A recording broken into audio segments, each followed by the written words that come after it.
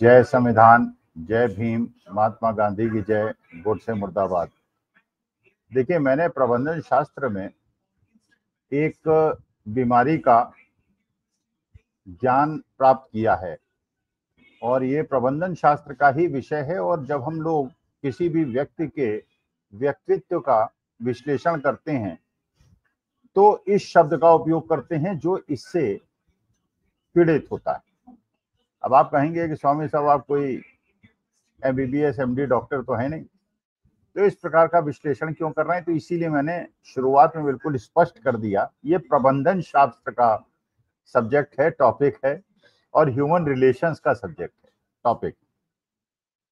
हुब्रिस रोग से पीड़ित होने का मतलब यह है कि किसी भी व्यक्ति को ऐसा लगने लगता है कि वो नॉन बायोलॉजिकल है, वो परमेश्वर का अवतार है और वो सब कुछ जानता है।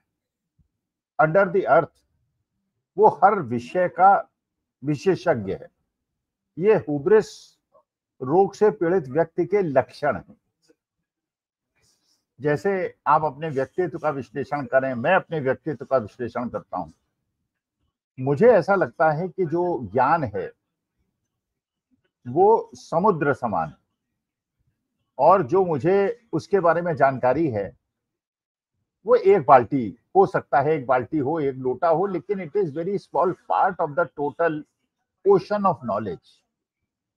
अगर आप हुब्रिस रोग से पीड़ित नहीं हैं तो आप ये महसूस करेंगे, आप किसी भी व्यक्ति को देखें, आप एक कारपेंटर को काम करते हुए देखेंगे तो आपको लगेगा कि यार ये काम तो बड़ा क्राफ्ट्समैनशिप का है, ये तो बड़ा तकनीकी काम है, ये आप नहीं कर सकते। आप डॉक्टर के पास जाएंगे तो देखेंगे, आप तो भाई, मैं तो कल्पना नहीं कर सकता कि कोई आदमी आंख का ऑपरेशन करे, पत्ती को काटे और उसके अंदर कैटरेक्ट का ऑपरेशन कर दे, या हार्ट के ऑपरेशन, भाई वी कांट इमेजिन क्योंकि हमको उस विषय का ज्ञान ही नहीं है। और जो हार्ट स्पेशलिस्ट है, जो आई स्पेशलिस्ट है, उसके लिए ये बड़ी नॉर्मल चीज है। और जब आप डॉक्टर के पास जाते हैं, आप समझते हैं कि आप बड़े भीषण रोग से पीड़ित हैं और वो व्यक्ति एक निगाह से आपको देखकर बता देता है कि इसमें कोई चिंता की बात नहीं, ठीक हो जाएगा। विशेषज्ञता, और हर आदमी हर चीज का विशेषज्ञ नहीं हो सकता। अगर आदमी नॉर्मल है तो, अगर वो बीमारी से पीड़ित है नहीं है तो, लेकिन अगर वो बीमारी से पीड़ित है तो उसको लगता है कि वो सर्वज्ञानी है। वो आर्मी वालों को भी बता सकता है, एयरफोर्स वालों को भी बता सकता है, नेवल ऑफिसर को भी बता सकता है कि युद्ध कैसे किया जाए, क्या किया जाए और क्या न किया जाए। वो जो हमारे सर्जिकल स्ट्राइक के अंदर यहां से फाइटर प्लेन गए थे, उनको ये भी बता दे कि अगर बादल हैं तो इस समय आप अगर आक्रमण करेंगे तो बादल की वजह से उनके रडार आपके फाइटर प्लेन को आइडेंटिफाई नहीं कर पाएंगे। चाहे बात बिल्कुल मूर्खतापूर्ण हो, विशेषज्ञ तो इस पे हंसेगा, कहेगा कि ये तो कुछ गड़बड़ है मामला, लेकिन आदमी को ऐसा लगता है कि उसको हर चीज का ज्ञान है, उसे इस चीज का भी ज्ञान है कि अगर नाली के ऊपर भगोना उल्टर करके रख दिया जाए और उसमें पीछे छेद कर दिया जाए और अपने घर के चूल्हे से उसको जोड़ दिया जाए तो घर के अंदर वो चाय बना सकता है, उसको ऐसा लगता है। लेकिन अगर तानाशाही नहीं है और बाकी सुनने वाले अपने विवेक का उपयोग करें और तर्क शास्त्र का उपयोग करेंगे, उनको लगेगा कि ये बात तो बिल्कुल मूर्खतापूर्ण है। क्योंकि बायोगैस प्लांट्स होते हैं, कंपोस्ट गैस के प्लांट्स होते हैं, आपने भी देखे होंगे, मैंने भी देखे हैं, गांवों के अंदर देखे। वहां पे जितना भी काउडंग होता है, जितना भी गोबर होता है या ह्यूमन एक्सक्रीटा होता है, उसको इकट्ठा करके एक डोम के अंदर डाला जाता है, वहां पे प्रेशर बनाया जाता है और उस प्रेशर से पूरे गांव के अंदर सप्लाई होती है, बिजली के बल्ब भी जलते हैं और खाना भी बनता है। लेकिन उसके लिए स्पेशल इंस्ट्रूमेंट्स की जरूरत होती है और उसमें जो गैसेस निकलती हैं, जो ऊर्जा को उत्पन्न करती हैं, उनको कंसंट्रेट करने की, उनको चैनलाइज करने की आवश्यकता होती है। ये नहीं होता कि हम नाली में से एक पाइप डाल दें और उसको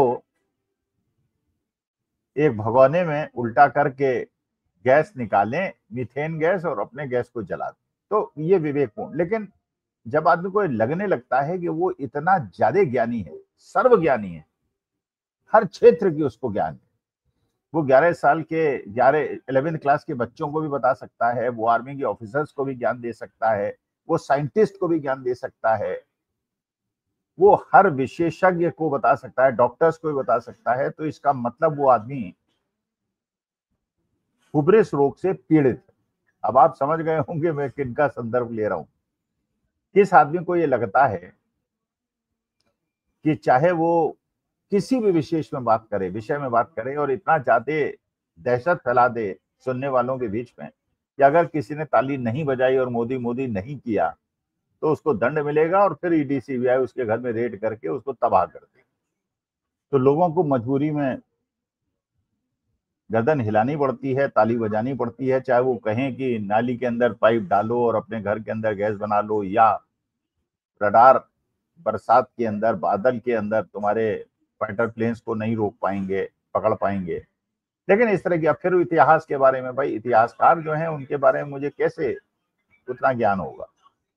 जो भूगोल के पढ़ने वाले लोग हैं, जो आईटी इंडस्ट्री के लोग हैं, भाई हर इंडस्ट्री के अंदर एक्सपर्टाइज है और बड़ी मेहनत करके वो लोग विशेषज्ञता को प्राप्त करते हैं। तो कोई भी व्यक्ति सब विषयों का विशेषज्ञ हो जाए, ये तो संभव नहीं। वो तभी संभव है जब उसको एक रोग हो जाए जिसको उब्रिस कहते हैं। अब देखिए, इसी क्रम में पीड़ित होकर आप गूगल सर्च कर लीजिए। मैं आपको चैलेंज करता हूं, मैं आपको एक ऑफर देता हूं, गूगल सर्च कर लीजिए। आज तक जितने भी देशों के अंदर नोटबंदी हुई है, वहां की अर्थव्यवस्था बर्बाद। किसी भी अर्थशास्त्री से पूछिए, नोटबंदी का मतलब अर्थव्यवस्था को बर्बाद करना। अमेरिका को पता है कि उसके यहाँ जो डॉलर हैं चलन में, उसके 20% डॉलर्स फेक हैं, लेकिन तभी वो नोटबंदी नहीं करता। इसलिए नहीं करता कि अगर डॉलर के सर्कुलेशन को रोक देगा और नए प्रिंटेबल नोट्स को मार्केट में घुमाएगा तो पूरी अर्थव्यवस्था बैठ जाएगी। 2004 में जब चिदम्बरम साहब वित्त मंत्री थे तो उन्होंने भी एक प्रकार की आंशिक नोटबंदी की थी, जो बुद्धिमत्ता पूर्ण थी, क्योंकि उसके पहले जो नोट हम लोग दिया करते थे उसके अंदर ईयर ऑफ प्रिंटिंग नहीं होता था। उन्होंने बैंकों को निर्देश दिया कि जो भी आदमी आए बैंक में पैसा जमा कराने, उससे वो नोट ले लीजिए, उसको आरबीआई को भेज दीजिए, और नए नोट उसको वो दीजिए जिसके अंदर ईयर प्रिंटिंग हो, जिससे पता चल सके, ब्लैक मनी के बारे में पता चल सके, ट्रेस हो सके और सारी। लेकिन उससे किसी को कोई परेशानी नहीं हुई, किसी ने नोटिस नहीं किया और अर्थव्यवस्था में कोई नुकसान नहीं हुआ। लेकिन जो माननीय मोदी जी ने समझते हुए और बिना आरबीआई के राय लिए हुए, बिना मंत्रिमंडल की राय लिए हुए उन्होंने जो नोटबंदी कर दी, उसका दुष्परिणाम आज तक हम झेल रहे हैं। इस वजह से झेल रहे हैं क्योंकि मोदी जी उब्रिस रोग से पीड़ित थे। उसके बाद उन्होंने जीएसटी लगा दी। अच्छा, राहुल गांधी ने शुरू से उसको गब्बर सिंह टैक्स कहा। इतना ज्यादा टैक्स, इतना ज्यादा टैक्स। अच्छा, मानी बात है कि देखिए, इनकम टैक्स तो वो देता है जिसकी इनकम होती है, कॉर्पोरेट टैक्स वो देता है जो कॉर्पोरेट देते हैं, जीएसटी वो देता है जो सब लोग देते हैं, पेट्रोल डीजल पे टैक्स सब लोग देते हैं। और डिस्क्रिमिनेटरी टैक्स होना चाहिए भाई, अमीरों के लिए उसके उपभोग की चीजों में टैक्स ज्यादा कीजिए और गरीब और मध्यम वर्ग के लिए कम कीजिए। लेकिन मोदी जी क्योंकि हुब्रिस रोग से पीड़ित हैं तो उन्होंने कॉर्पोरेट टैक्स कम कर दिया, माने कॉर्पोरेट्स को फायदा हो जाए, उनके प्रॉफिट्स बढ़ जाएंगे, टैक्स कम लगेगा, उनके प्रॉफिट बढ़ जाएंगे। इनकम टैक्स में कोई परिवर्तन नहीं किया। भाई अगर 1 लाख रुपए में 10% टैक्स था और 1 लाख रुपए में अब 9% टैक्स हो गया, तो जो आपको बचा वो तो उतना इन्फ्लेशन में चला गया, तो आपको फायदा तो कोई नहीं। लेकिन जीएसटी को इतनी ऊंची दर पे रखा और 8 साल तक उसको वसूलते रहे, तो मिडिल क्लास और लोअर क्लास की जान निकल गई, क्योंकि 60% पैसा जीएसटी का कलेक्शन ये गरीब और मध्यम वर्ग देता है, जबकि कॉर्पोरेट टैक्स कौन देता है? इंडस्ट्री वाले देते हैं। उससे भी हमारे देश की अर्थव्यवस्था बिल्कुल बर्बाद हो गई। फिर उसके बाद उन्होंने हुब्रिस रोग से पीड़ित होने की वजह से विदेश नीति में ऐसा अभूतपूर्व निर्णय लिया कि वहां जाके उन्होंने डोनाल्ड ट्रंप की कन्विंसिंग कर दी और डोनाल्ड ट्रंप इलेक्शन हार गए। उसके बाद बाइडेन से मिले, कमला हैरिस से मिले, डोनाल्ड ट्रंप के चाहने के बावजूद नहीं मिले और डोनाल्ड ट्रंप जीत गए। अब ये क्योंकि उन्हें ऐसा लगता था हुब्रिस रोग की वजह से उनको लगता है कि वो सर्वज्ञाता हैं, सर्वज्ञानी हैं, उनको सब पता है कौन जीतने वाला है, कौन हारने वाला है। लेकिन दोनों बार वो हुआ जो नहीं होना चाहिए। फिर चीन से उनको झूला झूला दिया, चाय पिला दी, पाकिस्तान बिरयानी खाने चले गए। अगर अपने सलाहकारों की बात मानते तो न तो वो डोनाल्ड ट्रंप की कन्विंसिंग करते, न अगली बार जाके वो बाइडेन और कमला हैरिस से मिलते और डोनाल्ड ट्रंप को इग्नोर करते। लेकिन क्योंकि उबरे से पीड़ित हैं तो उनको लगता है विदेश मामले के भी वो जानकार हैं, युद्ध नीति के भी वो जानकार हैं, सैटेलाइट टेक्नोलॉजी के भी वो जानकार हैं, हर विषय के वो इतिहास के भी जानकार हैं। कभी गुरु नानक, कबीरदास, पता नहीं किस किस को साथ बैठ के चर्चा करा देते हैं। मैं उनका बहुत सम्मान करता हूँ, मैं सम्मान में कोई कमी नहीं कर रहा हूँ। मैं तो एक हुब्रिस रोग के लक्षण बता रहा हूँ और उसका विश्लेषण कर रहा हूँ और ये कह रहा हूँ कि हमारे देश के यशस्वी प्रधानमंत्री माननीय मोदी जी हुब्रिस रोग से पीड़ित हैं। अच्छा, पहले तो उन्होंने 8 साल लगातार जीएसटी में गब्बर सिंह टैक्स के माध्यम से देश की जनता को लूटा। अब अचानक जब उन्होंने देखा कि वो डोनाल्ड ट्रंप जो इनसे मिलना चाहता था और अमेरिका जाके नहीं मिले, अब वो बहुत ज्यादा गुस्सा हो गया। उसने टैरिफ लगा दिया 50% का, हाईएस्ट पूरे वर्ल्ड में। फिर उसने H1B वीजा जो होता है उसके ऊपर फीस जो है वो अनाप शनाप बढ़ा दी, $1 लाख। मैंने कहा 88 लाख रुपए आपको देना पड़ेगा या कंपनी को देना पड़ेगा, या एम्प्लॉय जो काम करेगा। अच्छा, वीजा के लिए इतना सारा पैसा देना, इसका मतलब जो पैसा आप वहां कमाएंगे और जो आपकी बचत होने वाली थी वो तो इसी वीजा फीस में चली जाएगी। तो इससे हमारी आईटी इंडस्ट्री को कितना नुकसान होगा वो आज आपने शेयर मार्केट में देख लिया। मैं ये 11:30 बजे वीडियो रिकॉर्ड कर रहा हूं, अभी 11:30 बजे तक हालांकि मार्केट बहुत ज्यादा नहीं गिरा है। Large cap, mid cap, small cap गिरे हैं लेकिन उतना नहीं गिरे हैं, 0.2% के करीब गिरे हैं। लेकिन आईटी के शेयर जो हैं, इंफॉर्मेशन टेक्नोलॉजी के जो शेयर्स हैं, वो बहुत भीषण रूप से गिरे। तो इसका मतलब यह है कि आईटी इंडस्ट्री तो चौपट हो गई, क्योंकि अगर वो अपने एम्प्लॉयज को वहां प्लेस नहीं कर पाएंगे और ये एम्प्लॉय जाके वहां माइक्रोसॉफ्ट में और एक्स में, फेसबुक पे वहां जाके रहते हैं हिंदुस्तानी लोग, इसी वीजा के तहत कम फीस दिया करते थे, वहां जाके कम तनख्वाह पे काम करते हैं, पैसा बचाते हैं और अपने माँ बाप को भेजते हैं। अब वो मुश्किल हो गया तो आईटी इंडस्ट्री की हालत। अच्छा, आईटी इंडस्ट्री हो गई तो इन कंपनीज को भी नुकसान होगा, इन कंपनीज को नुकसान होगा तो उनका शेयर में मार्केट में नुकसान होगा। चलिए, आज तो मार्केट बहुत ज्यादा नहीं गिरा। कारण यह है मोदी जी ने शायद इसी वजह से 21 तारीख को एक देश के नाम संबोधन किया 5 बजे और उसमें उन्होंने जीएसटी कम करने के लाभ बताए। शायद उनकी मंशा ये थी कि जो ये टैरिफ का नैरेटिव चल रहा है और सबसे ऊपर जो वोट चोरी का नैरेटिव चल रहा है और उसके बाद ये वीजा का नैरेटिव चल रहा है, इसको काउंटर करने के लिए उन्होंने जीएसटी कम करने की बात की। तो जीएसटी कम करने की सूचना तो बहुत ज्यादा पॉजिटिव होनी चाहिए थी, मार्केट में तेज उछाल आना चाहिए था। अगर मोदी ने जैसे कहा इसे बचत सप्ताह माना जाएगा और इतना आपकी बचत होगी कि मार्केट में जाइए और खरीदारी शुरू कर दीजिए, इसका मैंने मार्केट ने उसको अप्रिशिएट नहीं किया, मार्केट ने उसको लाइक नहीं किया, बल्कि मार्केट गिरा। इसका मतलब एक तरफ वोट चोरी, टैरिफ और वीजा, और दूसरी तरफ जीएसटी का रिडक्शन। जीएसटी रिडक्शन को लोगों ने तवज्जो इसलिए नहीं दी क्योंकि आपने देखा कि जब ये टैरिफ लगा तो उसमें जितनी एक्सपोर्ट ओरिएंटेड यूनिट्स में लाखों यूनिट्स बंद हुई और लाखों लोगों की नौकरियां गई।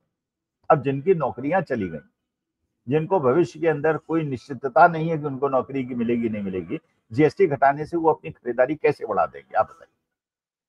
या आईटी इंडस्ट्री को जो झटका लगा है वीजा फीस बढ़ा देने से, इन आईटी इंडस्ट्री में अगर लोगों की छटनी होती है, नौकरी से निकाले जाते हैं, तो हमारे जो इंफॉर्मेशन टेक्नोलॉजी के बीटेक और एमटेक हैं उनकी नौकरियों का क्या होगा। और अगर उनकी नौकरियां ही छूटेंगी या भविष्य में अनिश्चितता होगी तो वो कैसे जीएसटी के थोड़े से घटने से खरीदारी बढ़ा देगी। तो मार्केट ने अच्छा रिस्पॉन्स नहीं किया। अच्छा, कुछ लोग कहते हैं नहीं मार्केट बहुत ज्यादा नहीं, अरे आप ये सोचिए सितंबर 2024 को मार्केट करीब 27,500 पे था, आज करीब 25,200 पे है निफ्टी। इसका माने मार्केट 7-8% एक साल में गिरा है, जबकि अगर यही पैसा आपने एफडी में लगाया होता तो कम से कम 6-7% तो आपको मिलता, तो आपका 14-15% का नुकसान हुआ है। इसको हल्का नहीं आंका जा सकता। अच्छा, एफडी के रेट्स भी कम कर दिए, अब आप बैंक में पैसा जमा कराएं तो 6-6.5% आपको इंटरेस्ट मिलता है। तो उसके चक्कर में लोगों ने शेयर मार्केट में पैसा लगा दिया और शेयर मार्केट में पैसा डूबने लगा। तो अभी आज तो मार्केट बहुत ज्यादा नहीं टूटा, लेकिन अगले 15-20 दिन हम लोगों को निगाह रखनी पड़ेगी कि मार्केट कहीं पहले दिन तो म्यूचुअल फंड से कह के और इंस्टीट्यूशन से कहें कि मार्केट को गिरने से रोका गया है, लेकिन कहीं ऐसा ना हो कि मार्केट इसके बाद गिर जाए। मैं कोई आपको रिकमेंडेशन नहीं दे रहा हूं, ना मैं सेबी रजिस्टर्ड ब्रोकर हूं कि मैं आपको रिकमेंडेशन देंगे, अधिकार मेरे पास हो। मैं तो केवल एनालाइज कर रहा हूं, एनालिसिस कर रहा हूं। जो भी निर्णय आप लीजिएगा अपने एडवाइजर से बात करके कीजिएगा। लेकिन इसका मतलब यह है कि आज के तारीख में जो मोदी जी ने और गोदी मीडिया ने प्रयास किया था कि जीएसटी रिडक्शन से ये जो 3 मुद्दे आज के तारीख में देश के हर जगह छाए हुए हैं, वोट चोरी, टैरिफ और वीजा की फीस बढ़ना, इसने ओवर पावर कर लिया है। और भारत की इंडस्ट्री का वैसे ही बहुत ज्यादा हाल खराब था।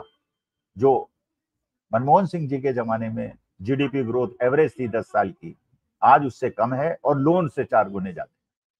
और ये जो टैरिफ और ये अगर चलता रहा, वीजा फीस का मसला, तो इस साल की जीडीपी पिछले साल की जीडीपी से भी कम होगी। और एवरेज जीडीपी ग्रोथ तो अभी 6% है, जो मनमोहन सिंह के जमाने में करीब 7.2% थी, वो घट के कहीं 5-4% ना हो। ध्यान रखना पड़ेगा। लेकिन जो हुबरिस रोग है, इससे बचना चाहिए। और आप लोगों से भी मेरा निवेदन है, आप किसी एक पर्टिकुलर एरिया के एक्सपर्ट हो सकते हैं, लेकिन हर एरिया के एक्सपर्ट आप नहीं हो सकते। और अगर आप हैं तो किसी प्रबंधन शास्त्र के अच्छे विशेषज्ञ से मिलें और इसका निदान करने का प्रयास करें, और वो व्यक्ति भी करे जो इससे पीड़ित हो। नमस्कार, धन्यवाद, अपना।